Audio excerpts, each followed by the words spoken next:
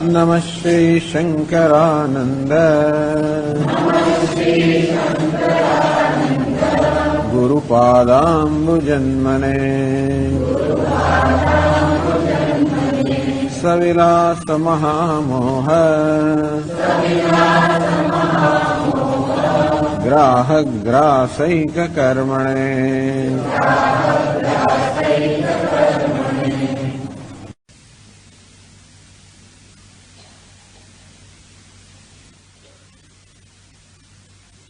चलो 46वां श्लोक थी।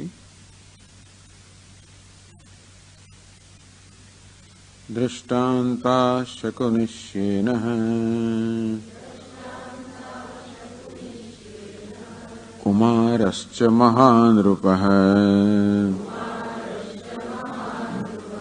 महाब्राह्मण इत्येते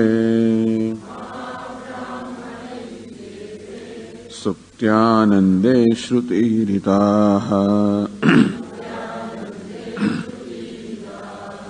शकुनिः सूत्रबद्धः सन् दिक्षु व्यापृत्य विश्रमम् अलब्ध्वा बन्धनस्थानम् हस्तस्तम्भाद्युपाश्रयेत् जीवोपाधिमनस्तद्वत् धर्माधर्मफलाप्तये स्वप्ने जागृति च भ्रान्त्वा क्षीणे कर्मणि लीयते श्येनो वेगेन नीडैक लम्पटश्चयितुं व्रजेत् जीवस्सुप्त्यै तथा धावेत् ब्रह्मानन्दैकलम्पटः अतिबालस्तनं पीत्वा मृदुशय्यागतो हसन् रागद्वेषाद्यनुत्पत्तेः आनन्दैकस्वभावभाग् महाराजः सार्वभौमः संतृप्तः सर्वभोगतः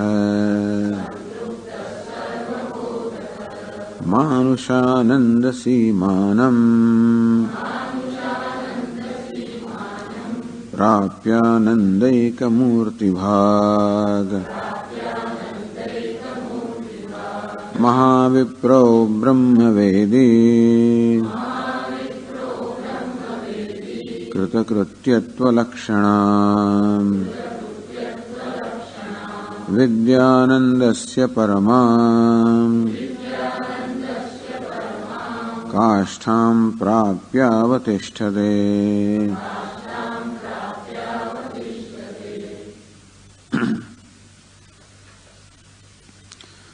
दृष्टान्ताः शकुनिः श्येनः कुमारश्च महानृपः महाब्राह्मण इति सुप्त्यानन्दे श्रुतिरिताः। तो સુષુપ્તિમાં આનંદનો અનુભવ છે એ વિષયમાં શાસ્ત્રમાં તો કહેવામાં આવ્યું છે, ઉપરાંત અનેક દ્રષ્ટાંત આપવામાં આવ્યા છે. અનેક દ્રષ્ટાંતો વડે સુષુપ્તિમાં આ જીવાત્મા આનંદનો બ્રહ્માંડ અનુભવ કરે છે એ અનેક દ્રષ્ટાંત દ્વારા દર્શાવવામાં આવ્યું છે. શકુની એક એક દ્રષ્ટાંત સમજાવે છે. શકુનિ સૂત્રબદ્ધ સન દિક્ષુ વ્યાપૃત્ય વિશ્રમમ અલબ્ધ્વા. કોઈ નાનકડું પક્ષી હોય અને કોઈ હળવા દોરાથી એને એના પગે પગ બાંધવામાં આવ્યા હોય, પગે એને પગ બાંધીને કોઈ થાંભલા હાથ સાથે બાંધી દેવામાં આવ્યું હોય એટલે એટલું જ માત્ર ઉડી શકે. વ્યાપૃત્ય દિક્ષુ વ્યાપૃત્ય, બધી દિશાઓની અંદર પોતાનો ખોરાક શોધવા માટે અને વિશ્રામ શોધવા માટે અનેક બધો વ્યાપાર કરે, પરિશ્રમ કરે, પ્રયત્ન કરે. વિશ્રમમ અલબ્ધ્વા, કોઈ વિશ્રામ સ્થાન પ્રાપ્ત ન થાય એટલે બંધન સ્થાનમ હસ્તસ્તંભાદ્યુપાશ્રયેત, વળી પાછો જ્યાં એ બંધાયેલો છે સ્થાને હાથ હોય, થાંભલો હોય, ગમે તે હોય બંધાયેલો હોય ત્યાં બંધન સ્થાનમાં આવી જાય. જીવોપાધિ મનસ્તદ્વત ધર્માદનો ફલાપ્તએ સ્વપ્ને જાગ્રત ભ્રાંત્વા. એ જીવાત્મા પણ મન જેની ઉપાધિ છે એવું ચૈતન્ય, એવું જીવાત્મા પણ પોતાના ધર્મ અને ધર્મ અર્થાત પુણ્ય પાપ કર્મના ફળ ભોગવવા માટે સ્વપ્ને જાગ્રત ભ્રાંત્વા, સ્વપ્નમાં અને જાગ્રત અવસ્થામાં અનેક પ્રકારનું ભ્રમણ કરીને ક્ષીણે કર્મણે લીયતે, આ ધર્માધર્મ કર્મ જયારે ક્ષીણ થઈ જાય ત્યારે લીયતે અર્થાત વળી પોતાને મન તો પોતાના મૂળ અજ્ઞાનમાં લીન થઈ જાય અને આ રીતે આ જીવાત્મા બ્રહ્મમાં લીન થઈ જાય. તદુપહિતો જીવ પરમાત્મા એવ ભવતી, અર્થાત એ જીવાત્મા ત્યારે પરમાત્મા જ બની જાય. તો કેવી સુષુપ્તિમાં આ જીવાત્મા બ્રહ્માંડનો અનુભવ કરે છે, પરમાત્મા સાથે એક બની જાય છે, એના દ્રષ્ટાંતો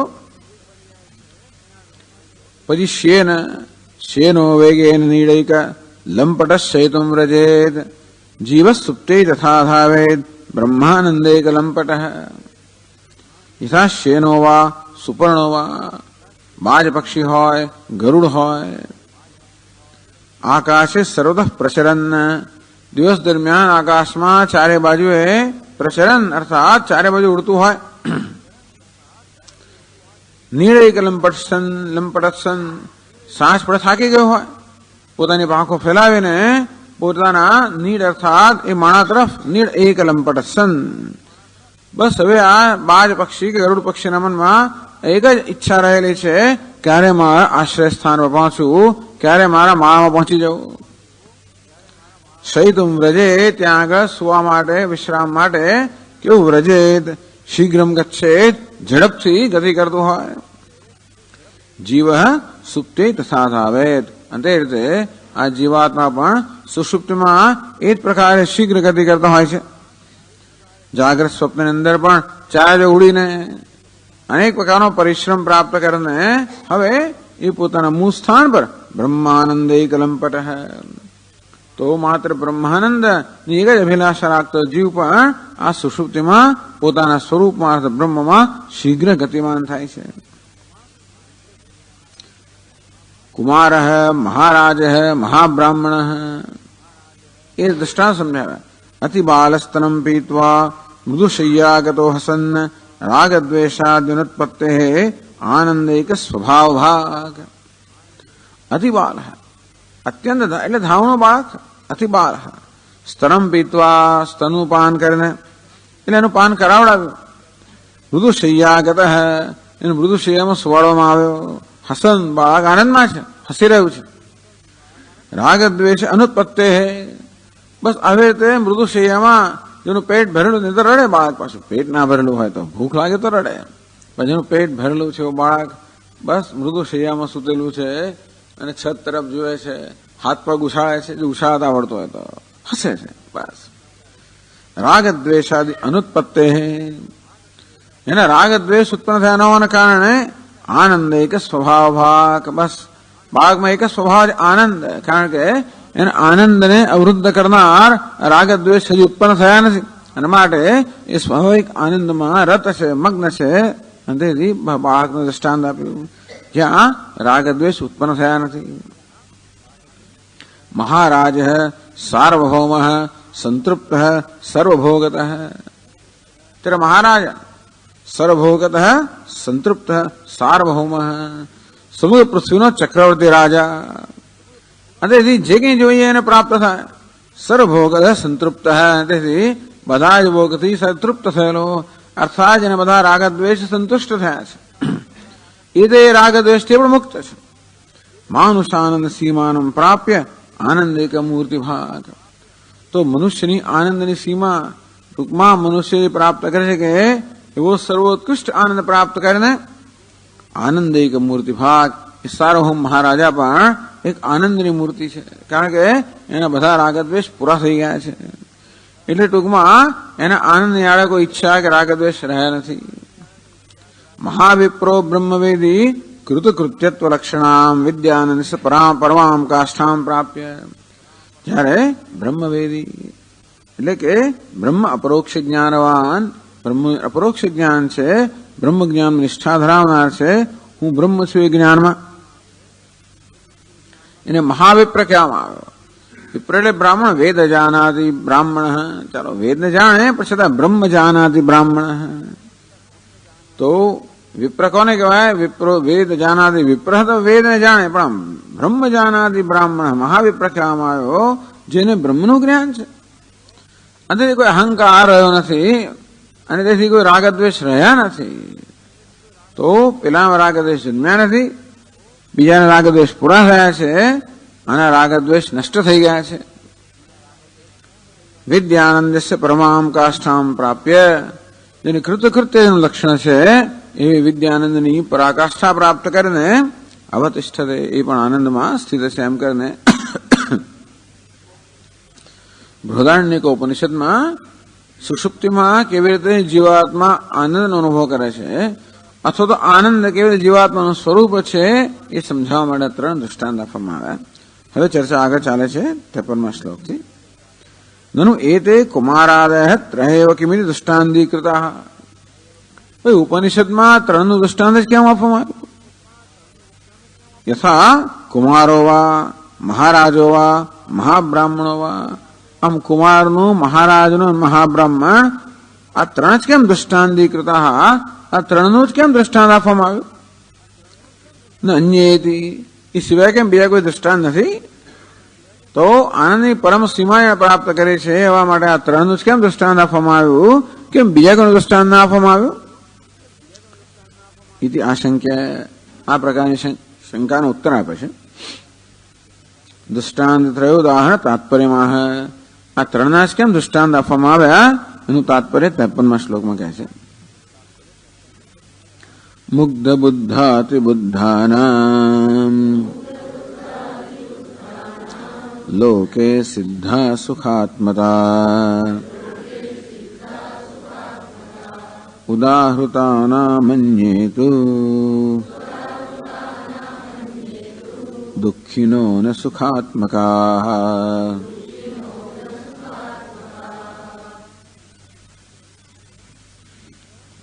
મુગ્ધ, બુદ્ધ, અતિબુદ્ધ, આ 3 દૃષ્ટાંત. વિવેક શૂન્યાનામ મધ્ય અતિબાલ સુખી. મુગ્ધ એટલે જે મોહિત છે, મૂળ છે, અર્થાત જેનો કોઈ પ્રકારનો વિવેક નથી. 3 પ્રકારના લોકો જગતમાં છે. મુગ્ધ એટલે કે અવિવેકી લોકો, જેનો કોઈ વિવેકનો ઉદય થયો નથી. બીજા બુદ્ધ, અર્થાત જે બુદ્ધિમાન છે, વિવેકી છે. અને ત્રીજા અતિબુદ્ધ, અર્થાત જ્ઞાની છે. આ 3 જણ સુખી છે. 3માં પણ વિવેક શૂન્યાના મધ્ય અતિબાલા આલહ સુખી. જેનામાં કોઈ પ્રકારનો વિવેક જ જન્મ્યો નથી એવા મુગ્ધ, મોહિત જે છે, એમાં જે અતિબાલ અર્થાત જે ધાવણું બાળક છે એ અતિ સુખી એટલે અત્યંત સુખી છે, એ સુખી છે. વિવેકેશુ સાર્વભૌમ.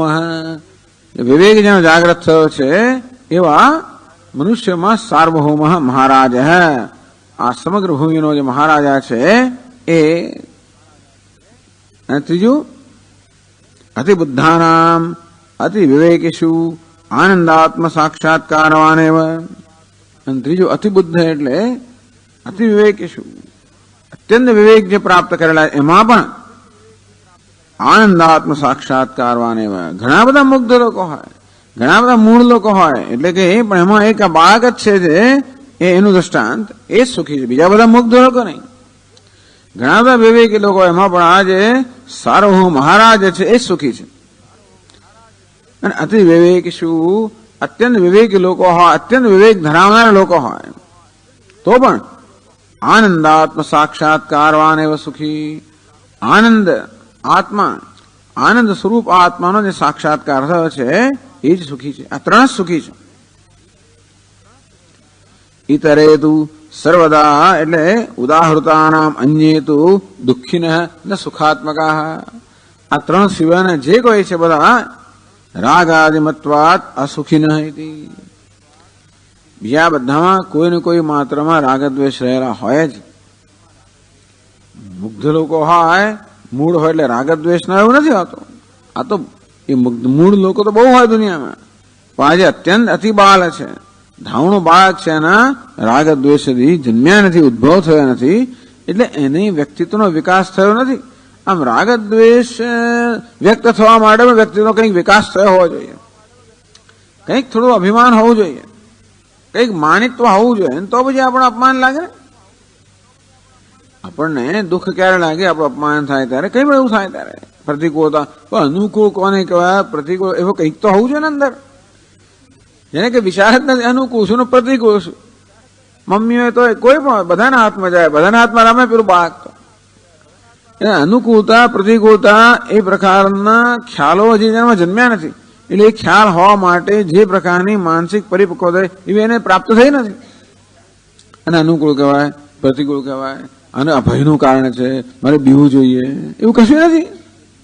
અંધારામાં ના બીએ તો મેં સાપ કશા બીએ જ નહીં, કોઈ અનુભવ થયો નથી. પછી પેલું કદાચ પેલી દીવાની જોત પકડવા જાય ને પછી દાઝી જાય ત્યારે પછી જુદી વાત છે, પછી જાય ને ત્યાં આગળ પછી એવો અનુભવ થયો નથી, કારણ કે હજી દોડતું નથી, એવું કંઈ કરતું પણ નથી. એટલા માટે અતિ બાલ તો જેનામાં કોઈ રાગદ્વેષ, અનુકૂળતા, પ્રતિકૂળતા, અહંકાર, મમકાર એવું કંઈ જન્મ્યું જ નથી. આ મારી માં એવું જન્મ્યું નથી હજી, નહીં તો પછી બીજાને ના બેસવા દેખવામાં. જરાક મોટું થાય અને મારી મમ્મી છે એવું લાગે પછી તો ખલાસ, કોઈ ના બેસવા દે. મોટા થાય નાનાને ના બેસવા દે, નાનો તો મોટાને ના બેસવા દે. નાનું વધારે જબરું હોય સામાન્ય રીતે, પેલું મોટું વિચાર આવે છે તો તરત ખસેડી નાખે. એનું જ ચાલે કે બધા એનો જ પક્ષ ને ભાઈ નાનો છે એને આવું, તું મોટો થયો, મોટો થયો એટલે એ બિચારો 3 વર્ષનો મોટો થયો એટલે શું, પેલું ના પેલા કરતા મોટો છે એટલે બસ એને બધો જ હંમેશા બધો ભોગ આપવો જ પડે જે હોય તે. એટલે એક વાર મારી છે એવું નક્કી થાય પછી રાગદ્વેષ ઘણા આવી જાય, ભાઈ કકડાટ રડારો થાય, તરત પેલો બેસે ને બીજા ખોળામાં ના બેસી જાય, એક બાજુ પેલું બેસે ને તો કાં તો હટાવીને બેસી જાય, ન હટે તો પેલું અંદર આવીને ગમે તેમ ઘૂસી જાય. આવું બધું ખરું ચાલતું હોય છે. ટૂંકમાં જે ભવિષ્યમાં જે થવાનું છે એના દર્શન અત્યારે થઈ તો જાય છે આપણને, એમાં શંકા નથી. પણ જ્યાં એવું કંઈ અહંકાર, મમકાર, અભિમાન, અનુકૂળતા, પ્રતિકૂળતા, ગમો અણગમો કશું હજી આગળ થયું જ નથી. અતિ બાળક સાર્વભૌમ એને તો કોઈ પડકારનારું જ નથી, એને કોઈ પ્રતિકૂળ હોય જ ના છે કે બધું એને અનુકૂળ જ હોય, કાંઈ ઈચ્છા પ્રમાણે થાય છે બધું. અને તેથી રાજા વાજાના વાંદરા 3 છે. ટૂંકમાં બધા લોકો એમના જીવને જ એમના પ્રમાણે જ ચાલના છે, આજુબાજુના કાંઈ જાણે છે. અને તેથી જે કે પ્રમાણે એની ઈચ્છા પ્રમાણે બધા નાચતા હોય, એવું કારણે એને પણ કઈ પ્રતિકૂળતા હોય જ નહીં. એને અનુકૂળતા પ્રતિકૂળતા તીવ્ર ખ્યાલો છે, પરંતુ એના ખ્યાલ પ્રમાણે બધું થતું એના માટે કોઈ પ્રતિકૂળતા નથી, બધું અનુકૂળ જ છે. માટે પણ એને કોઈ દ્વેષ ઉત્પન્ન ના થાય, એ રાગ પણ ઉત્પન્ન ના થાય. અતિબુદ્ધ, પ્રતિબુદ્ધ, પ્રબુદ્ધ એને તો એ જાણે છે કે સર્વ બ્રહ્મ છે, સર્વ આત્મા છે, સર્વ હું છે, એના માટે રાગદ્વેષનો કોઈ અવકાશ નથી. એને જે જ્ઞાન છે એમાં રાગદ્વેષનો અવકાશ નથી. અનુકૂળતા પ્રતિકૂળતા નામની કોઈ વસ્તુ નથી. હું અને મારું પણ કાંઈ નથી. તેથી એટલે જ કહ્યું ને કે વિહાય કામાન યસ સર્વાન પુમામ શરદ નિસ્પૃહ નિર્મમો નિરહંકાર સશાંતિમ અધિગચ્છતિ. નિર્મમ નિરહંકાર બધી સ્પૃહાત રહિત એ જ શાંતિ પ્રાપ્ત કરે છે. ઈતરેદુ સર્વદા રાગાદિમત્વત અસુખિન. બાકીના બધા લોકો જે છે એમાં ઓછે વત્તે અંશે રાગદ્વેષ હોવાના જ, કારણ કે અહંકાર હોય એટલે રાગદ્વેષ હોય જ. અહંકાર હું પણાની ભાવના, ઉપાધિ અહમ ભાવ હોય એટલે એક વ્યક્તિત્વની ભાવના હોય, હું કંઈક છું, આ છું એ પ્રકારની ભાવના હોય, એ પ્રકારનો ખ્યાલ હોય એટલે રાગદ્વેષ હોવાના જ. એ તો આપણે વ્યક્ત ના કરીએ, આપણે જન્મે એટલે વિવેક છે એનું નિરાકરણ કરીએ જુદી વાત છે, પણ રાગદ્વેષ જન્મે તો ખરા જ. હું કઈ ખ્યાલ હોય એટલે એને અનુકૂળ વસ્તુ એમાં રાગ હોય, પ્રતિકૂળમાં દ્વેષ હોય, એટલે ઇતરે તું સર્વદા રાગ આદિ સત્વ મત્વાદ બીજા બધા એટલે કહ્યું છે બીજા શ્લોકમાં, યશ્ચ મૂઢતમો લોકે યશ્ચ બુદ્ધે પરંગતઃ દ્વાવિમૌ સુખમેદેતે ક્લિશ્ચત્યંતરિતો જન. યશ્ચ મૂઢતમો લોકે, આ જગતમાં બે જણ સુખી છે. લોક જન્મ જે મૂઢતમ હોય, અત્યંત મૂઢ હોય, મૂઢતમ. યશ્ચ બુદ્ધે પરમ ગતઃ એવં બુદ્ધે પરમ બુદ્ધવા, આ બુદ્ધિગતા પર જે છે એને પ્રાપ્ત કરેલો છે. દૌ એમો સુખ મેદે, આ બે જણ સુખ છે. ક્લિશ્યતિ અંતરિતો, બચ્ચેના બાકી લોકો બિચારા હંમેશા ક્લેશને પ્રાપ્ત થતા જ હોય છે. એટલે કહ્યું ને કે બે, કાં તો એક જીનિયસ હોય એ માણસ દુઃખ નથી, અત્યંત મૂર્ખ હોય ને દુઃખ નથી, બાકીના બધા લોકોને મુશ્કેલી હોય જ છે.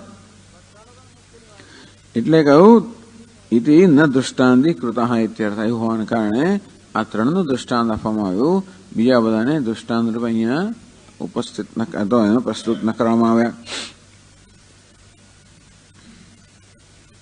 એટલે ટૂંકમાં એટલા માટે ગ્રંથકારે સિદ્ધ કર્યું કે આ ત્રણ સુખી છે, બે કોઈ સુખી નથી. આ ત્રણ દૃષ્ટાંત યોગ્ય છે, બીજા કોઈ દૃષ્ટાંત નથી, એટલે આ ત્રણ સુખી છે. એટલે કે ભવતું એ તે સુખ, ચાલો ભાઈ આ ત્રણ સુખી છે, સ્વીકાર લેજો. અતિબાલ મહારાજ મહાબ્રાહ્મણ, ચાલો બરોબર. પ્રકૃતિ કિમાય, આપણે ચર્ચાનો વિષય કયો છે, કેવી રીતે સુષુપ્તિમાં આનંદ છે એ ચર્ચાનો વિષય છે અત્યારે. તો આ દ્રષ્ટાંત આપી બરોબર, પણ આપણે ચર્ચાનો વિષય છે એમાં અને શું સંબંધ છે? ઇતિ આશંક્ય દાર્ષ્ટાંતિક શ્રુતિ વાક્ય છે તાત્પર્યમાં. તો ત્યાં બૃહદારણ્યકમાં વળી પછી દાર્ષ્ટાંત, તો આ ત્રણ દૃષ્ટાંતમાં જે દાર્ષ્ટાંત એટલે કે જેને આપણે જણાવવાનું છે એ શ્રુતિ વાક્ય છે એ અહીંયા કહે છે. એટલે આ બધી બૃહદારણ્ય વ્યાખ્યા જ કરી રહ્યા છે. ઉપનિષદમાં જ્યાં જ્યાં આનંદની ચર્ચા છે, સુષુપ્તિના આનંદની, એ વાક્યોની જ વ્યાખ્યા થઈ રહી છે એક પછી એક.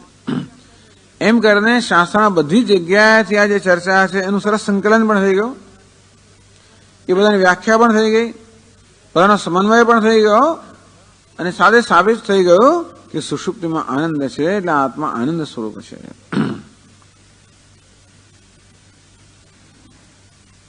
તો 54મા શ્લોકમાં કહે છે, કુમારાદિવ દેવાયમ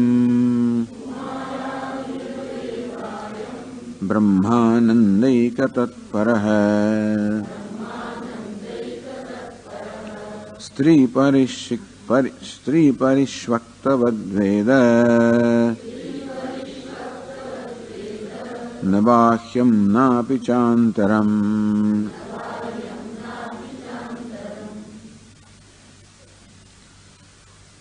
તો કેમ આ ત્રણ દ્રષ્ટાંત આપ્યા?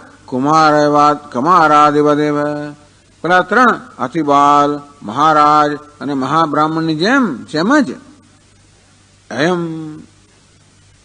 તો જેવી રીતે પેલા અતિબાલ, મહારાજ અને મહાબ્રાહ્મણ બધા જ આનંદ ભાજ હે, એ આનંદ અનુભવ કરનારા છે, અર્થાત આનંદ તો આનંદમાં મગ્ન છે. તો અયમ અપી સુષુપ્ત, તેવી રીતે આ જે સુષુપ્ત છે જીવાત્મા, જે સુષુપ્ત એ પણ બ્રહ્માનંદ એક તત્પર, એ પણ બ્રહ્માનંદનો અનુભવ કરી રહ્યો છે. જેમ પેલા લોકો પણ પૂર્ણ આનંદ અનુભવ કરી રહ્યા છે તે રીતે આ પણ બ્રહ્માનંદ અનુભવ કરી રહ્યો છે. આના પર રાગદ્વેષ જતા રહ્યા છે, કહેશે આગળ. તો પેલા ત્રણ જે દ્રષ્ટાંત આપવામાં આવ્યા એ ત્રણમાં એકમાં રાગદ્વેષ નથી, એને કારણે એમના સુખની અભિવ્યક્તિમાં કોઈ અવરોધ નથી. અને તે રીતે સુષુપ્તિની અંદર પણ દેહાત્મ ભાવ ન હોવાને કારણે રાગદ્વેષ નથી, અહમ ભાવ મમ ભાવ નથી, મને રાગદ્વેષ નથી. એના માટે આનંદની અભિવ્યક્તિમાં કોઈ અવરોધ નથી અને અનુભવ કોઈ અવરોધ નથી. એના માટે સુષુપ્તિમાં જીવાત્મા પણ બ્રહ્માનંદ એક તત્પર, એ પણ બ્રહ્માનંદનો જ અનુભવ કરી રહ્યો છે. બ્રહ્માનંદ એક ભાગ ઇત્યર્થ. બ્રહ્માનંદિક પ્રત્વે યુક્તિ પ્રદર્શન પરમ. તો ત્યાં બ્રહ્માનંદ એકમાત્ર બ્રહ્માનંદમાં જ પરતા છે. બ્રહ્માનંદમાં તત્પરતા છે, બ્રહ્માનંદમાં જ સ્થિતિ છે. બ્રહ્માનંદ એને સમજાવવા માટે યુક્તિ પ્રદર્શન પરમ, તો દ્રષ્ટાંત આપવામાં યુક્તિ સાથેનું દ્રષ્ટાંત આપવામાં આવ્યું. ખાલી દ્રષ્ટાંત આપવું એક વસ્તુ છે. યથા વા કુમાર, યથા વા મહાબ્રાહ્મણ, યથા વા મહારાજ, મહાબ્રાહ્મણ, એ કેમ ના કહ્યું? ત્યાં ઉપનિષદમાં 3 દ્રષ્ટાંત આપ્યા. એ દ્રષ્ટાંત આપણે સમજી લેવાના. ટૂંકમાં યુક્તિ આપણે ત્યાં આગળ મૂકવી પડે અને પછી સમજવું પડે, એટલે ગ્રંથકારે યુક્તિ આપી. પરંતુ હવે જે દ્રષ્ટાંત આપે છે એ યુક્તિ સહિતનું દ્રષ્ટાંત આપે, જેથી ઉપનિષદ પોતે દ્રષ્ટાંત સમજાવે. ઘણીવાર શું છે કે આપણે કથા કહીએ પછીનો બોધ પહેલા સમજી લેવાનો હોય. ક્યારેક લોકો બોધ પણ સમજ, ઘણીવાર લોકો આમ જોક કે ને જોક, ત્યારે સમજવાનું પેલા હોય, ઘણા પછી જોક કેવી સમજાવે પાછું બધું એવું થઈ જાય. એવું થતું હોય, કારણ કે ક્યાં તો લોકો સમજે નહીં, કે કહેવાની રીત જાત જાતની હોય, એવું ગમે તે હોય. અથવા એને થાય કે નહીં સમજાવે લોકો, કદાચ મારી કહેવાની રીત આ પ્રકારની હોવાને કારણે ગમે તેમ હોય, પણ ઘણા લોકો એનું વિવરણ કરે પછી. તો પણ ક્યારેક સમજાયું ન હોય સ્પષ્ટના, તો વિવરણ કરવાની જરૂર પડે. ઉપનિષદ પણ આ દ્રષ્ટાંત આપીને વિવરણ દ્રષ્ટાંતનું કરે છે પોતે જ, જેથી આપણને દ્રષ્ટાંત સમજવામાં કોઈ મુશ્કેલી ના પડે. બ્રહ્માનંદ એક પરત્વે યુક્તિ પ્રદર્શન પરમ. આમ કેવી રીતે બ્રહ્માનંદ એક અપરતા, એકમાત્ર બ્રહ્માનંદમાં તત્પરતા, એકમાત્ર બ્રહ્માનંદમાં જ સ્થિતિ, બ્રહ્માનંદ સિવાય કંઈ ન હોય એ પ્રકારની જે સ્થિતિ છે એને માટે દ્રષ્ટાંત આપે છે. તો દિશા પ્રિયા સ્થિયા સંપરિષ્વક્ત ન બાહ્યમ કિંચન વેદ ન આંતરમ એવમેવ અયમ પુરુષ પ્રાજ્ઞેન આત્મા સંપરિષ્વક્ત ન બાહ્યમ કિંચન વેદ ન આંતરમ.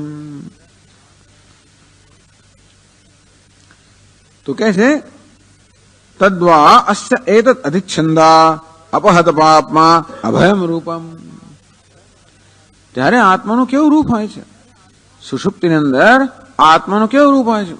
ટૂંકમાં બૃહદારણ્યક ઉપનિષદમાં, છાંદોગ્યમાં પણ ખાસ બૃહદારણ્યક ઉપનિષદમાં સુષુપ્તિની જ્યાં વિગતવાર ચર્ચા કરવામાં આવી છે, ત્યાં ખરેખર આત્માના સ્વરૂપની ચર્ચા છે ચર્ચા સુષુપ્તિની. પણ કહેવાનો હેતુ શું છે કે આત્મા આનંદ સ્વરૂપ છે. એશોસ્ય પરમ આનંદ, એશાસ્ય પરમા ગતિ. તો આ એનો પરમ આનંદ છે, આની પરમ ગતિ છે. એટલે સુષુપ્તિની ચર્ચા દ્વારા ખરેખર તો આ આત્મા આનંદ સ્વરૂપ આત્માની ચર્ચા છે. તદ્વયસ્યેતત અધિચ્છંદા. ત્યારે એનું સ્વરૂપ કેવું હોય છે? અધિચ્છંદા અર્થાત બધી છંદ અર્થ એટલે કામનામાંથી મુક્ત થઈ ગયો છે. સુષુપ્તિમાં આ બધા પ્રકાર અતિચ્છંદા એટલે કે અતિચ્છંદમ, ટૂંકમાં એનું રૂપ કેવું છે? બધા છંદ એટલે બધી કામનાથી પર થઈ ગયો. અપહત પાપમાં, બધા પાપથી પર થઈ ગયો, પાપથી પુણ્યથી પર થઈ ગયો સુષુપ્તિમાં. અભયમ રૂપમ, બધા ભયથી મુક્ત થઈ ગયો. આ પ્રકારે વર્ણન કરવામાં આવ્યું.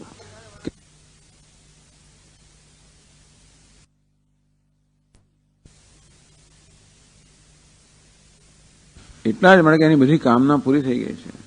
એ તો બ્રહ્મમાં લીન થઈ ગયો ને, એટલે બ્રહ્માંડનો અનુભવ કરી રહ્યો છે. તો ત્યાં બ્રહ્માંડ હોય ત્યાં કામના ક્યાંથી હોઈ શકે? આપૂર્યમાણમ અચલ પ્રતિષ્ઠમ સમુદ્રમ. તો સમુદ્રમાં કેવી રીતે કોઈ અપૂર્ણતા હોઈ શકે? સ શાંતિમાં આપનોતી ને કામ કામી. તો જેમ સમુદ્ર પોતાની પૂર્ણતામાં પ્રતિષ્ઠિત છે, તેવી રીતે આ સુષુપ્ત અવસ્થાની અંદર આ જીવાત્મા પણ પોતાની પૂર્ણતામાં પ્રતિષ્ઠિત છે. બ્રહ્માનંદમાં પ્રતિષ્ઠિત હોવાને કોઈ કામના ન હોઈ શકે. અંતે આત્મામાં કોઈ કામના, આત્મા આનંદ સ્વરૂપ હોવાને કોઈ કામના ન હોઈ શકે. અતિચ્છંદા અપહત પાપમાં, કોઈ પાપ નથી ત્યાં આગળ, કોઈ કર્તૃત્વ ભાવના નથી. જ્યાં આગળ અહંકાર હોય, અહંકાર વિમૂઢાત્મા કરતા હમિત મન્યતે. જ્યાં અહંકાર છે, પ્રકૃતિમાં અહંકાર હોય, એટલે દેહમાં, ઇન્દ્રિયમાં, મનમાં, બુદ્ધિમાં, ઉપાધિમાં અહંકાર જયારે હોય ત્યારે જે ઉપાધિમાં કરતાપણું છે પોતાનું થઈ જાય એમ કરીને કર્તૃત્વનો ભ્રમ હોય. પણ ત્યાં અહંકાર નથી, તે ઉપાધિમાં અહંભાવ ન હોવાને કારણે કર્તૃત્વથી મુક્ત છે, અને એટલે ધર્મ અધર્મ સર્વથી મુક્ત છે. ગત સંગસ્ય મુક્તસ્ય જ્ઞાનાવસ્થ્ય ચેતસ યજ્ઞાયાચરત કર્મ સમગ્રમ પ્રવિલીયતે. તો ટૂંકમાં એનામાં કોઈ કર્તૃત્વ ભાવના જ નથી. માટે અપસપાપમાં એ પાપ એટલે પાપ અને પુણ્ય બંનેથી મુક્ત છે. અભયમ રૂપમ, રૂપ કેવું છે? અભય. કોઈ પ્રકારનો ભય નથી. દ્વિતીયા દ્વય ભયમ ભવતી. જ્યાં દ્વૈત હોય, ભેદભાવ, ત્યાં ભ્રમ હોય, બધો ભેદભાવ લીન થઈ ગયો છે. માટે આ ભયથી મુક્ત છે. આ પ્રકારનું સ્વરૂપ છે, આત્માનું સ્વરૂપ છે, પણ આ પ્રકારના સ્વરૂપનો અનુભવ થઈ રહ્યો છે. એને સમજાવવા દ્રષ્ટાંત આપ્યું તો યથા પ્રિયા સ્ત્રીયા સંપરિષ્વક્ત. જેમ કોઈ મનુષ્ય પોતાની પ્રિય પત્ની સાથે આલિંગિત હોય, ન બાહ્યમ કિંચન વેદ નાંતરમ, એને બહારનું કોઈ જ્ઞાન નથી, અંદરનું કોઈ જ્ઞાન નથી. એવમેવ અયમ પુરુષ પ્રાજ્ઞાત્મા સંપરિષ્વક્ત. તેના જીવાત્મા પણ પ્રાજ્ઞ સત પરમાત્મા સાથે ગાઢ આલિંગનમાં જાણના હોય, અર્થાત એની સાથે તાદાત્મ્ય છે, ઐક્ય છે.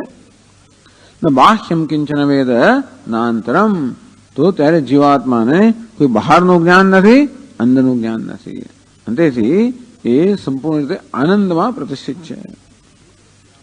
યદિ જ્યોતિર્બ્રાહ્મણગતમ વાક્યમ અર્થ અનુક્રામતી. અને આ રીતે જ્યોતિર્બ્રાહ્મણમાં બૃહદારણ્યકમાં જે વાક્ય કહેવામાં આવ્યું એનો અહીંયા આગળ અનુવાદ કરે છે.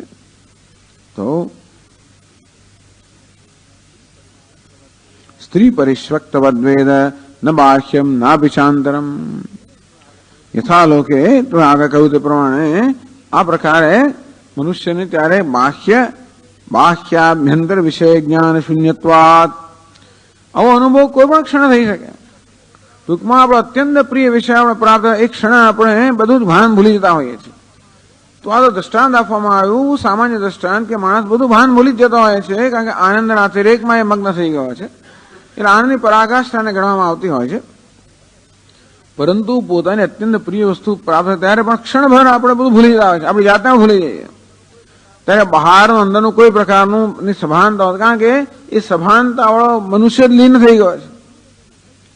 એ હું જે છે ને, હું એ અહમ પોતે જયારે લીન થઈ ગયો, આનંદમાં ગરકાવ થઈ ગયો, હોવાને કારણે એને પોતાના વ્યક્તિત્વનું ભાન નથી, વ્યક્તિત્વ પણાનું ભાન નથી. માટે હું જુદો છું, અન્ય કંઈક જુદું છે, જુદા પણ બધું લીન થઈ ગયું. સુખ મૂર્તિ ભવતી, એના માટે એ સુખ સ્વરૂપ બની જાય, સુખરૂપ બની જાય. તે રીતે પ્રાજ્ઞેન પરમાત્મના ઐક્યમ ગતો જીવ.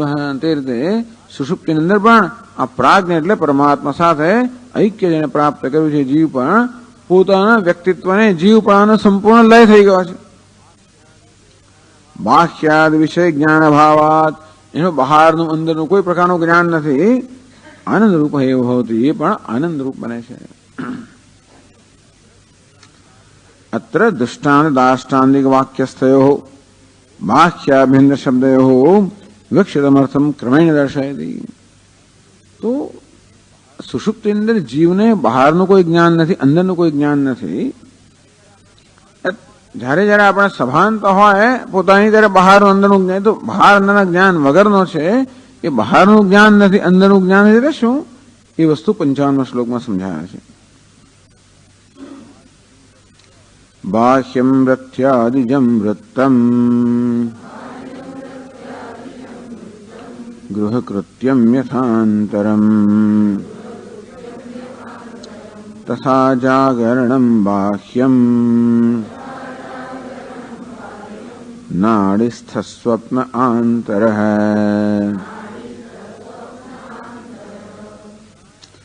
દૃષ્ટાંતમાં જે વ્યક્તિ આનંદમાં ગરકાવ થઈ ગઈ છે, એને બહારનું અંદરનું કોઈ પણ સભાનતા નથી. તો એટલે બહારનું બાહ્યમ રથ્યાદિજમ વૃત્તમ. રથ્યા એટલે શેરી, રથ્યા ચરપડ વિરચિત કંધ શેરી, રથ્યાદિજમ વૃત્તમ. આ શેરી વગેરે એ બધું થઈ રહ્યું હોય એને બહારનું વૃત્ત કહેવાય. સામે આપણા મનમાં ક્યાં તો બહારના વિચારો ચાલે, ઘરના અંદરના વિચારો ચાલ્યા કરતા હોય. ગૃહકૃત્યમ યથાંતરમ, માણસ મનમાં વિચારો કેવા ચાલે, ઘરમાં કોઈ ચાલી રહ્યું હોય, વ્યક્તિઓના વિચારો હોય, ઘરમાં જે કંઈ વૃત્ત થઈ રહ્યું હોય, ટૂંકમાં જે કંઈ બની રહ્યું એના વિચારો મનમાં હોય, કે બહારના ઘરની બહારના જગતના વિચારો હોય. તો આનંદમાં ગરકાવ થયો એટલે મનુષ્ય આ રીતે આ બહાર અંદર આ બધા પ્રકારના વિચાર મુક્ત થઈ જાય. સ્વામી દયાનંદજી મહારાજ આ વસ્તુને બહુ સરસ હંમેશા પહેલા એ બહુ વિસ્તારથી કહેતા હતા કે જ્યારે મનુષ્ય સુખની એક ક્ષણની અંદર ગરકાવ થઈ ગયો છે અને ત્યારે હું ભોગતા છું, ભોગ્ય, આ બધા પ્રકારના ભેદભાવ ભૂલાઈ ગયા. જ્યાં સુધી પેલા ભોગતા એટલે ભોગવનાર અને ભોગ્ય વિષય બંને જુદા હોય ત્યાં સુધી ઈચ્છા હોય, તૃષ્ણા હોય, પણ જયારે બંને એક થઈ ગયા અને ત્યારે આ ભોગતા અને ભોગ્ય બંનેનું અંતર જે છે એ અંતર જતું રહ્યું. પણ આ ભોગતા અને ભોગ્ય બંને એની અંદર લીન થઈ ગયા. એક જ આનંદની જ્વાળાની અંદર આ બંને અદૃશ્ય થઈ ગયા. એકમાત્ર એક આનંદની જ્યોત ત્યાં રહી ગઈ. અને ત્યારે એ અનુભવ શું બતાવે છે? એટલે આત્મા આનંદ સ્વરૂપ છે એ બતાવવા માટે આપણો આનંદની કોઈ ક્ષણ અનુભવ છે એ અનુભવનું વર્ણન કરે કે આવી રીતે આપણે જયારે આનંદમાં ગરકાવ થઈ ગયો કોઈ ક્ષણે એકદમ કઈ અપેક્ષા ના હોય ને પાસ થઈ ગયો, કઈ કલ્પના જ નહોતી કે આમાં પાસ થઈ ગયો, ખલાસ, એક ક્ષણે જે આનંદ આવતો હોય. અથવા તો કઈ ખબર નહીં શું આવશે પરીક્ષામાં, કઈ ઠેકાણું વાંચવાનું અને આ બધા જાણીતા બધા સવાલ આવી આનંદમાં ગરકાવ થઈ જાય. જે કે આવા જાત જાતના અનુભવ બનતા હોય એ ક્ષણ પ્રમાણે આપણે આનંદમાં ગરકાવ થઈ જાય, બધું જ ભૂલી જાય. હજી પરીક્ષાનું પેપર આપવાનું છે, હજી પાસ થયો પણ હજી તો ભલે ને, હજી તો બધું હજી અનેક વસ્તુ કરવાની છે. એન્જિનિયર થયો એટલે શું થઈ ગયું, હજી તો નોકરી ક્યાં, અનેક બધા પ્રશ્નો બાકી છે. ભૂતકાળના, વર્તમાનના, ભવિષ્યના. સ્વામીની ભાષામાં કીધું હજી એની સાસુ છે અને પુત્ર વધુ ફલાણા બધા જ છે.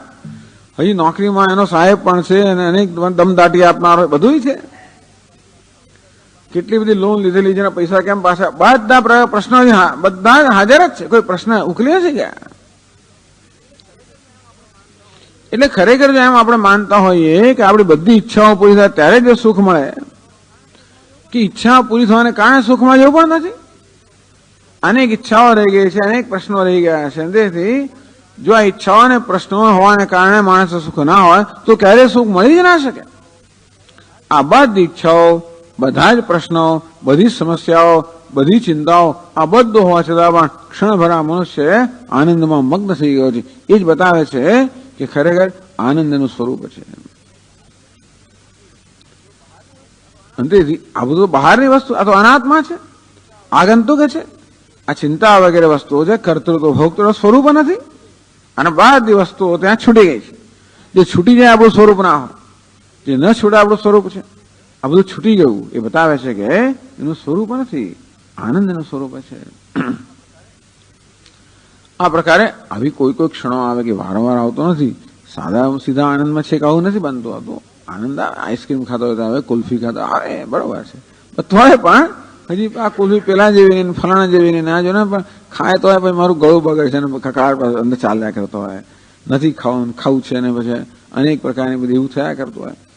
એટલે એની કારણે માણસ ખરેખર બિચારો પેલો ભોગવી શકતો નથી. ગમે તે અંદર આપણા રાગ દ્વેષ હોય, ગમે તો આગ્રહ હોય એને કારણે આગ્રહ કરે તો પણ આપણે એનો આનંદ લઈ શકતા નથી. એટલે એવું થાય છે. એટલે મોટે ભાગે તો આપણા અંદરના અવરોધોને કારણે આપણી પાસે આનંદનું સાધન હતો, આપણે ભોગવી શકતા જ નથી. કારણ કે અનેક જાત જાતના કકડાટ બધા હોય છે. તેથી આ નહીં ખાવાનું, પેલું નહીં ખાવાનું, આ નહીં, પેલા કેમ આપ્યું, પેલા કેમ ના આપ્યું, આમ કેમ મૂક્યું, પેલા 1000 વસ્તુ બધી હોય. તેથી એટલે આનંદ લેવો એ ક્યાં છે? બધું છે, ભગવાન આપેલું છે ને, બધું ભગવાન આપ્યું હોય, પણ એને માણવું કેમ એ પ્રશ્ન છે ને. પ્રારબ્ધ છે આ બધું. એટલે પ્રારબ્ધ આપણી પાસે એવી જ જાતનું વર્તન કરાવડાવે. બધું હોય તો હોય પણ આપણે એને માણીએ. સ્વામી બહુ સરસ ખીચડી તો બોલે, હું તો નહીં ખાઉં, બસ પતી ગયો, બસ એમ જ. કેમ? બસ એમ. તમને ભાવે કુલ્ફી છે નહીં, એવું કેમ? બસ પ્રારબ્ધ બધું કરાવડાવતો. હવે તમારી પાસે નિયમો લેવડાવે. હવે મગર તુક્કો કેમ સૂજ્યો? બસ સૂજ્યો. અંતે પ્રારબ્ધ. એટલે અંતે તમે વંચિત રાખે બધી વસ્તુથી. તમે જોયા કરો, બધા આનંદી ખાતા હોય તમે જોયા કરો, મોં પાણી આવ્યા કરે ગમે થાય, પણ પેલી જીદ ખરી ને એને કારણે આપણે કરીએ નહીં. તો માણસ જીદ ગમે તે કારણ હોય છે, જીદ એક મોટું કારણ હોય છે. જે કારણ, ચાલો ટૂંકમાં એટલે કે આનંદ આપણે અનુભવી શકતા, આનંદના સાધનો છતાં પણ અનુભવી શકતા નથી. આ જીત પણ ક્યારેક જતી રહેતી હોય છે, ક્યારેક જતી રહે. અને ત્યારે આપણે કેવા આનંદમાં ગરકાવ થઈ જઈએ. એ વાસ્તવમાં આપણું સ્વરૂપ છે, એ અનુભવ બતાવે છે કે આનંદ આપણું સ્વરૂપ. તો સ્વામીજી એ તો વર્ષમાં વચલેદાર થાય, એને તમે સ્વરૂપ કહો છો. આખો દાડો તો ચિંતાઓ અને ભય જ હોય, પણ એ સ્વરૂપ નથી. ટૂંકમાં 364 દિવસ અને 23 કલાક અને 59 મિનિટ 59 સેકન્ડ સુધી માણસ દુઃખમાં હોય તો દુઃખ એનું સ્વરૂપ નથી. કારણ કે એ વસ્તુ હું સ્વીકારતો નથી ને. હંમેશા એની સાથે હું લડતો હોઉં છું કે આ કેમ દૂર કરવું. એ દૂર કરવા એમને પેલું સુખ આવે ત્યારે જરાય હું દુઃખ દૂર કરવા પ્રયત્ન ના કરો, એને પકડી રાખવાનો પ્રયત્ન કરો. અને તેથી આ સતત ચાલ્યા કરતો છતાંમાં દુઃખ આગંતુક છે અને સુખ છે સ્વાભાવિક છે. એટલે જ પેલી એક ક્ષણ પણ આપણે ભોગવી લો ને, એને હંમેશા ફરીને ફરી એ અનુભવ પ્રાપ્ત કરવા આપણે સતત પ્રયત્ન કરતા. બધી માથામાં શેના માટે કરે, પેલી ક્ષણ પાછી આવે. ના ભાઈ પેલી દુકાનમાંથી તું કુલ્ફી લાવે ને, પેલામાંથી ના લાવે, કે પેલી ક્ષણ પ્રાપ્ત કરવા માટે. સિનેમા જો ફલાણા થિયેટરમાં જો, બીજે ના જવું. જમવા જો પેલી જગ્યાએ જઈએ, જે કંઈ હોય તો ટૂંકમાં એક ક્ષણ પ્રાપ્ત કરવા માટે કેટલી મથામાં કરીએ છીએ ને. કેટલા રાગ દ્વેષ શું નથી કરતા આપણે, જેથી પેલી ક્ષણ પાછી આવે. અને આવી જાય તો નથી તો આ કામ પ્રયત્ન નથી આવતી. પુણ્યનો પરિભાગ તો આવે, બાકી ગમે તે ધમપછાડા કરતો પણ ના આવે. પણ પુણ્ય હોય તો, એટલે ખરેખર સુખ મેળવવા માટે કોઈ ધમપછાડા કરવાનો અર્થ જ નથી.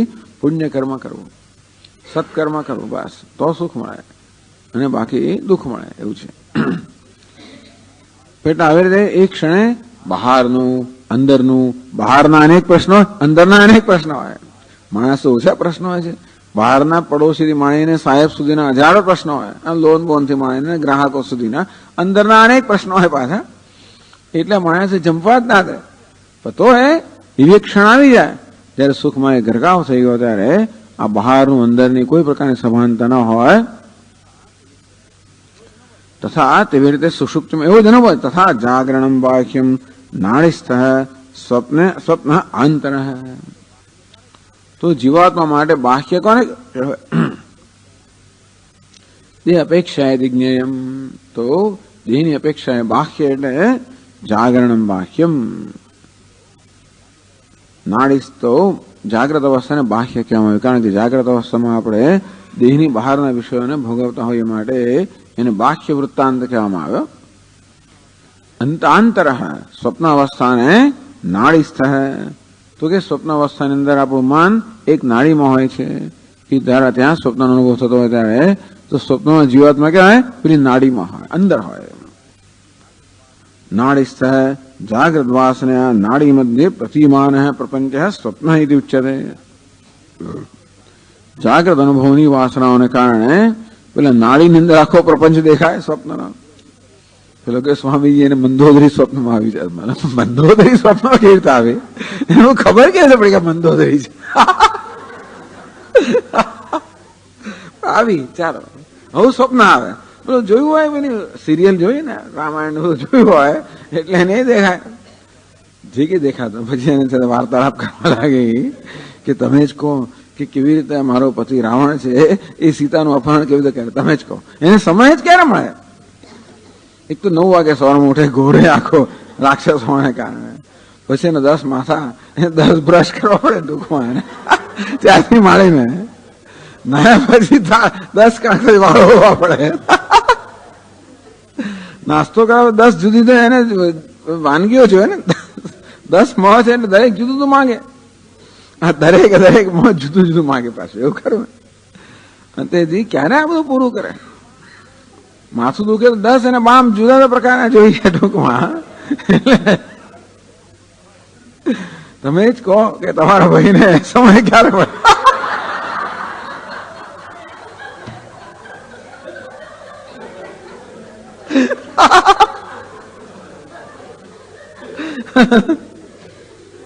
તો મંદોદરી સ્વપ્નમાં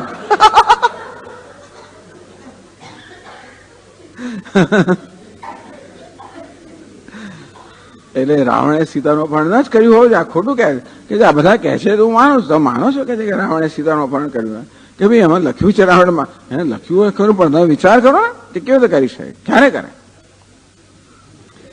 આવું બધું એટલે આપણે પેલી રામાયણની સિરિયલ જોયું એની થોડી વાસનાઓ રહી ગઈ હોય એને કારણે જાત જાતના સ્વપ્નો દેખાય અને પછી બધા ઘણી વાસનાઓ ભેગી થઈને એવું એક સ્વપ્ન થાય.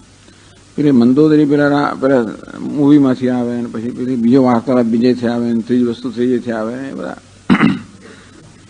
પણ આવે છે ન બાહ્યમ એટલે કહેવામાં આવ્યું કે પ્રાજ્ઞ આત્મના સંપરિષ્વક્ત ન બાહ્યમ કિંચન વેદ નાંતરમ. તો એને બહારનું પણ કોઈ સભાનતા નથી, જાગ્રત અવસ્થાની આંતરમ સ્વપ્ન અવસ્થાની પણ સભાનતા નથી.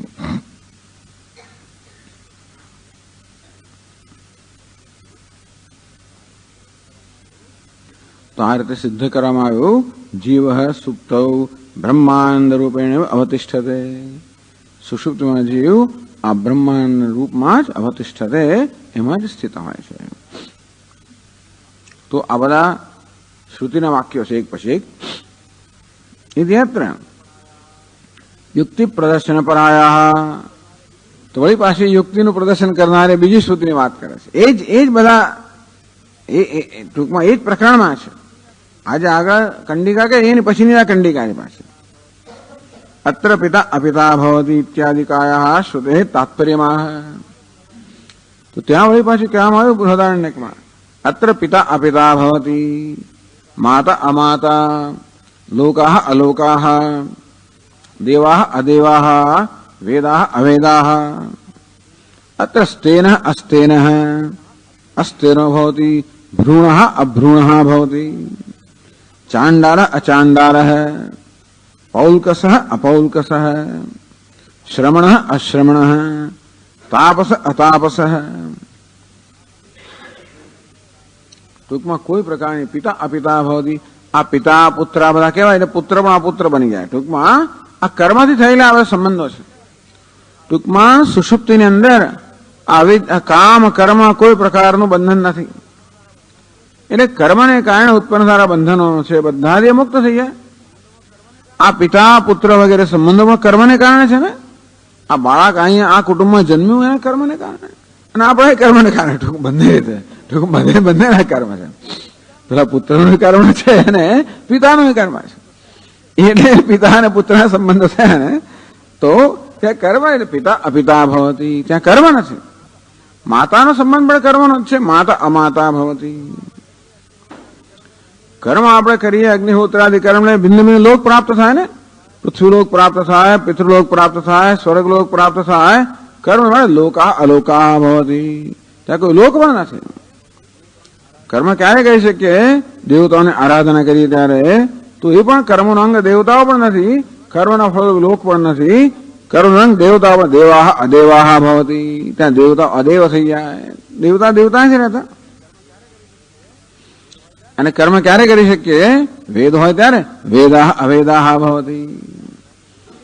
એટલે જો શંકરાચાર્ય મહારાજ હંમેશા એક વસ્તુ સિદ્ધ કરે કે જ્યાં અદ્વૈત છે, બ્રહ્માનંદ છે, જ્યાં જ્ઞાન કર્મ નથી. આ બધું કર્મનું વર્ણન આવ્યું. આ પિતા અપિતા ભવતી માતા અમાતા ભવતી આ બધા આ કર્મને કારણે પિતા માતાના સંબંધ છે. અને પછી વળી પાછા લોકાહ લોકાહ ભવતી દેવાહ અદેવાહ ભવતી વેદાહ અવેદાહ ભવતી. બધા કર્મના કોઈ અંગ નથી. ટૂંકમાં પુણ્ય કર્મને કારણે જે કંઈ હોય પણ નથી. ત્યાં ધર્મ પણ નથી કે પુણ્ય નથી અને અધર્મ પણ પાપ પણ નથી. અત્ર સ્તેન અસ્તેનો ભવતી. જે સ્તેન છે એ સ્તેન મહાપાપી અસ્તેનો ભવતી. બેન શું પાપ કર્યું હોય ભ્રૂણ અભ્રૂણ ભવતી. આ ભ્રૂણનો અર્થ તો જાણે ગર્ભ પણ થાય પરંતુ ભ્રૂણનો અર્થ કર્યો પવિત્ર બ્રાહ્મણ. ભ્રૂણ અભ્રૂણ ભવતી. બ્રાહ્મણનો વધ કરતો મહાપાપ છે. પવિત્ર બ્રાહ્મણો તો મહાન પાપ, એનાથી ચડિયાતું કોઈ પાપ જ નથી. એવું પાપી પણ ત્યાં આગળ અભ્રૂણ ભવતી. કારણ કે પાપ કર્મ પણ ત્યાં નથી. ચાંડાલ અચાંડાલ પૌલ્કસ અપૌલ્કસ. ચાંડાલ કોને કહેવાય અને પૌલ્કસ તો શૂદ્ર ક્ષત્રિયને પત્નીને પરણે તો બાળકને ચાંડાલ કહેવાય. અને એવું છે કે એને શૂદ્ર બ્રાહ્મણ સ્ત્રીને પરણે, બ્રાહ્મણની પત્નીની બ્રાહ્મણ સ્ત્રીને પરણે. શૂદ્ર ક્ષત્રિય સ્ત્રીને પરણે તો એના બાળકને ચાંડાલ કહેવાય, અને શુદ્ર બ્રાહ્મણ સ્ત્રીને પરણે તો પૌલકસ. આમ પેલું આ કહેવાય કે આ કહેવાય એવું છે ટૂંકમાં. આ એટલે એ લોકો બધા બિચારા ક્યાં ને ક્યાં મને જ્ઞાતની બહાર, વાડની બહાર ક્યાં ને ક્યાં મોકલી આપે, આવું કંઈ કર્યું. પણ ત્યાં આગળ ચાંડાલ ચાંડાલ રહેતો નથી, પૌલકસ રહેતો નથી. ત્યાં કોઈ આશ્રમ ધર્મ પણ નથી હોતા, વર્ણ નથી હોતો. આ ચાંડાલ પૌલકસ વગેરે વર્ણ નથી, આશ્રમ પણ નથી. શ્રમણ અશ્રમણો ભવતી. સમય સંન્યાસી ચતુર્થાશ્રમે, ત્યાં સંન્યાસી નથી રહેતો, ચતુર્થાશ્રમે નથી રહેતો. આ શ્રમણ શબ્દ આવે છે. એટલે પ્રશ્ન એ છે કે આ શ્રમણ શબ્દ જે છે એ બૌદ્ધ લોકોનો શબ્દ છે કે વેદાંતનો, એટલે કે વેદનો છે? તો કે છે કે આ બૃહદારણ્યક અત્યંત પ્રાચીન ઉપનિષદ છે. એટલે આ ઉપનિષદ અત્યંત પ્રાચીન છે. એટલે ઉપનિષદના એ લોકો સમય કંઈક 10મી સદીથી માંડીને એવું બધું કહેતા હોય તો પણ અત્યંત, એટલે કે બૌદ્ધ પહેલાનું છે. તો શ્રમણ શબ્દ છે આમાં. નીતિ કે આ બૌદ્ધ પછીનું ઉપનિષદ છે એમ કહી દે સીધા. પણ આ અત્યંત પ્રાચીન ઉપનિષદ, એમાં શ્રમણ શબ્દ, શ્રમણ એટલે આવો સંન્યાસી હોવા જોઈએ તે જમાનાની અંદર છે. ચતુર્થાશ્રમ. તાપસ એટલે પેલો વાનપ્રસ્થ, તપશ્ચર્યાનું જીવન જીવનારો, એ પણ તાપસ નથી રહેતો. કેમ નથી? અનંતવાગતમ પુણ્યેન અનંતવાગતમ પાપેન. એ જ કહ્યું. ત્યારે સુષુપ્ત અવસ્થાની અંદર આ પુણ્ય સાથેનો કોઈ સંગ નથી, પાપ સાથે સંગ નથી. એટલે તેથી પુણ્ય કર્મના જે બધા અંગો અને પરિણામ છે એ પણ ત્યાં નથી, પાપ કર્મના જે અંગ પરિણામ એ પણ ત્યાં નથી. એ કહી દીધું. તો આ પ્રકારનું બૃહદારણ્યક ઉપનિષદનું વાક્ય છે. તાત્પર્યમાં એ વાક્યનું તાત્પર્ય આપણને 56મા શ્લોકમાં સમજાવે છે. પિતાપી સુપ્તાવપિતેતિ આદૌ જીવત્વ વારણાદ સુપ્તો બ્રહ્મૈવ નો જીવઃ સંસારિત્વા સમીક્ષણાદ. પિતા અભિસુપ્તો અપિતા ઇત્યાદૌ. ટૂંકમાં તો શ્રુતિના વાક્ય જેનો પ્રારંભ આ થાય છે, અત્ર પિતા અપિતા ભવતી ઇતિ આદૌ.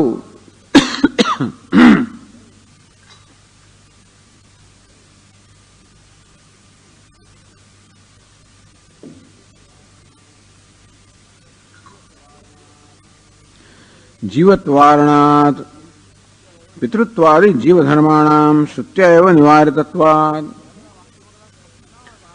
બીજા બધા વાક્યોમાં કદાચ સ્પષ્ટ ના હોય, પણ આ વાક્યમાં બહુ સ્પષ્ટ રીતે કહેવામાં આવ્યું કે ત્યાં કોઈ જીવના ધર્મ જ નથી. તો કે સુષુપ્તિમાં જીવ બ્રહ્મ સ્વરૂપ થઈ જાય છે, એને માટેનું તમે ચલો બ્રહ્મ સ્વરૂપ બરોબર છે, પણ છતાં આ શ્રુતિમાં વ્યતિરેક કહેવામાં, ત્યાં જીવના કોઈ ધર્મ છે નહીં એ પણ કહેવામાં આવ્યું. તો બીજી શ્રુતિમાં કહેવામાં આવ્યું કે બ્રહ્મ સાથે એક થઈ જાય છે. પ્રાજ્ઞેન આત્મના સંપરિષ્વક્ત ન બાહ્યમ કિંચન વેદનાંતરમ. ત્યારે પ્રાજ્ઞ પરમાત્મા બની જાય છે, પરમાત્મા સાથે ગાઢ આલિંગનમાં, એટલે કે ઐક્ય પ્રાપ્ત કરે એવું કહ્યું. આમાં કહે છે કે જીવત્વના કોઈ ધર્મ નથી. સુપ્તો આધ્યાસિકાનામ પિતૃત્વાદિ જીવ ધર્માણામ.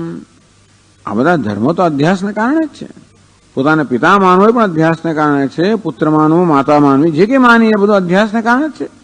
દેહની અંદર અહંભાવને કારણે જ આત્મા પોતાના પિતા માને, પુત્ર માને, છંડા માને, પૌલકસ માને, તાપસ માને, શ્રમણ માને, જે કે માનતો હોય તે પોતાને ખૂની માને, સ્તેન માને. એટલે મહાપાપી કે મહાપુણ્યશાળી. આ બધા આધ્યાત્મિક ખ્યાલ, અધ્યાસને કારણે જન્મેલા ખ્યાલો છે. એટલે આધ્યાત્મિક ધર્મ, આત્મા જાણે કે ધર્મ પ્રાપ્ત કરે છે. આત્મા ધર્માધર્મથી પડે છે, અન્યત્ર ધર્માત અન્યત્ર અધર્માત. આત્મા ખરેખર તો ધર્મ અધર્મ સ્થળથી પર જ છે. કહ્યું તે પ્રમાણે ધર્મ અધર્મ બંને બધા કર્તૃત્વમાંથી જન્મે છે. કર્મણ્ય કર્મય પશ્ચેદ. વાસ્તવમાં આત્મા કરતા છે. તો તેથી કર્તૃત્વને સ્પર્શી ના શકે માટે આ ધર્મ ધર્મ પણ ન સ્પર્શી શકે. ધર્મ અધર્મ ભાવ બતાવવામાં આવ્યો. कि पितृत्वादि जीव धर्माणाम श्रुत्या एवं निवारितत्वात् श्रुति પોતાના શબ્દોમાં નિવારણ કરે છે કે ત્યાં ધર્મ કે અધર્મ એવું કોઈ ત્યાં અધ્યાસને કારણે જે જીવના ધર્મો છે જેને કારણે પોતાને ધર્મવાન કે અધર્મી માને છે એવું ત્યાં કઈ નથી. જીવત્વ પ્રતીત ત્યાં જીવત્વની પ્રતીતિ જ નથી. ત્યાં જે મને એવું ભાન હું પિતા છું તો બધો સંસાર ત્યાં હોય. સ્વપ્નમાં બધો સંસાર હોય છે. ત્યાં પિતા પુત્ર આ પ્રકારના આવા પ્રકારના અધ્યાસ કે આવા સંબંધો બધા જળવાઈ રહેતા હોય છે. સુષુપ્તિમાં કઈ નથી હોતું. જીવત્વ પ્રતીત ત્યાં જીવત્વની કોઈ પ્રતીતિ થતી જ નથી. સુપ્તો બ્રહ્મૈવનો જીવ સંસારિત્વ અસમીક્ષણાત સંસારિત્વનું કોઈ સમીક્ષણ નથી, પ્રતીતિ નથી. કેવું જીવત્વ અપ્રતીત એટલે સંસારિત્વ અસમીક્ષણાત એટલે અપ્રતીત. ત્યાં સંસારિત્વનું જીવત્વનું પ્રતીતિ નથી. અર્થાત એટલે મને સંસારિત્વની પ્રતીતિ થાય છે. હું જીવ છું એ પ્રકારે મને પ્રતીતિ થાય, ભાન થાય. એવું ક્યારે કહેવાય? હું જયારે હું પિતા છું, હું માતા છું, હું બ્રાહ્મણ છું, ક્ષત્રિય, કોઈ પણ આ પ્રકારે જયારે મારા વિશે મારી સભાનતા ત્યારે એનો અર્થ એ કે મારા જીવપણાની સભાનતા છે. આમ પોતાને આ પ્રમાણે પોતાને આ રીતે કોઈ પણ રીતે કહેવું, પોતાને પિતા કહેવો, માતા કહેવું, કંઈ પણ કહેવું, એ શું બતાવે છે કે હું જીવ છું. આજ આ બધા સંબંધો અધ્યાસને કારણે જન્મેલા છે. અને તેથી સતત જાગ્રત અવસ્થામાં પોતાના જીવપણાની સભાનતા પ્રતીતિ હોય છે. સ્વપ્નમાં પણ જીવપણાની પ્રતીતિ હોય છે. કેમ? કારણ કે આ બધા સંબંધો છે. એ બધા સંબંધો અધ્યાસમાં જન્મેલા છે. આવી કોઈ પ્રતીતિ નથી, કોઈ સંબંધ નથી, ત્યાં કોઈ અધ્યાસ નથી. અને બ્રહ્મતા એવ અવશિષ્ય. તેના માટે એમ કહે સુષુપ્ત માત્ર બ્રહ્મપણું. જાગ્રતમાં બ્રહ્મતા છે તો જાગ્રતમાં અને સ્વપ્નમાં બ્રહ્મપણું છે નથી એવું નથી. પણ અધ્યાસના કારણે જીવપણું પણ છે. હું પિતા છું એમ જયારે કહું ત્યારે આ હું એ બ્રહ્મ છે. પિતા જે છે આધ્યાત્મિક સંબંધ આવી ગયો એટલે એ બ્રહ્મ જાણે જીવ ધર્મવાળું થઈ ગયું, સંસાર ધર્મવાળું થઈ ગયું. જાણે કે એનામાં પછી કોઈ જાતનો આવો અધ્યાસ ન હોવાને કારણે માત્ર બ્રહ્મતા રહી જાય. એટલે જાગ્રત સ્વપ્નમાં બ્રહ્મતા અને જીવતા બંને છે. બ્રહ્મપણું અને જીવપણું બંને છે. બ્રહ્મપણું લુપ્ત ના થઈ જાય. અવિનાશિત્વાદ આત્માનું બ્રહ્મપણું ક્યારે જઈ જ ના શકે, એનું સ્વરૂપ છે. એટલા જ માટે ચંદનની સુગંધ ક્યારે પણ જઈ ના શકે. ભલે એની સપાટી પર દુર્ગંધ આવતી હોય તો પણ એની જે સ્વાભાવિક સુગંધ તો જાય નહીં. એવું થાય ત્યારે અધ્યાસ થઈ ગયો હોય, આ ચંદનનો જ સાથે લાંબો સંપર્ક થયો હોય એટલે દુર્ગંધનો અધ્યાસ થાય, એના પર આરોપ થાય. એને કાઢી નાખીએ એટલે ભાઈ સુગંધ વાળી છતી થાય તો તે વખતે એના દુર્ગંધ સુગંધ બંને છે. અને તે અજ્ઞાનને કારણે ઉપાધિમાં અધ્યાસને કારણે જાગ્રતમાં સ્વપ્નમાં અજ્ઞાન અવસ્થાની અંદર જીવપણું પણ છે, અંદર પેલું બ્રહ્મપણું છે જ, પણ એ જણાતું નથી. જેમ પેલા ચંદનની દુર્ગંધને કારણે, સપાટીની દુર્ગંધને કારણે પેલું સુગંધ આપણને એનો ભાસ ન થાય, તેમ બ્રહ્મપણાનો જેનો ભાસ થતો ને છે તો ખરું. બધું આવરણ જે છે એ બધું બહારનું જે અધ્યાસ છે બધું સુષુપ્તિમાં જતો રહે. એટલે માટે બ્રહ્મતા એવું અવશિષ્ય છે. ઇત્યાર્થ માટે એકમાત્ર બ્રહ્મતા જ બચી જાય છે એનો અર્થ થાય છે. આ રીતે ગ્રંથકાર કેવી રીતે આપણને જુદા જુદા શ્રુતિના ભિન્ન ભિન્ન દ્રષ્ટાંતો સમજાવીને સુષુપ્તિનું નિરૂપણ કરે છે. ઓમ પૂર્ણમદ પૂર્ણમિદં પૂર્ણાત પૂર્ણમુદચ્યતે પૂર્ણસ્ય પૂર્ણમાદાય પૂર્ણમેવાવશિષ્યતે. ઓમ શાંતિ શાંતિ શાંતિ. શંકરં શંકરાચાર્યં કેશવં બાદરાયણં સૂત્રભાષ્યકૃતૌ વંદે ભગવन्तौ પુનઃ પુનઃ. ઈશ્વરો ગુરુરાત્મેતિ મૂર્તિભેદવિભાગિને व्योमवद्व्याप्तदेहाय दक्षिणामूर्तये नमः। ॐ शान्ति शान्ति शान्तिः। हरि ओम। श्री गुरुभ्यो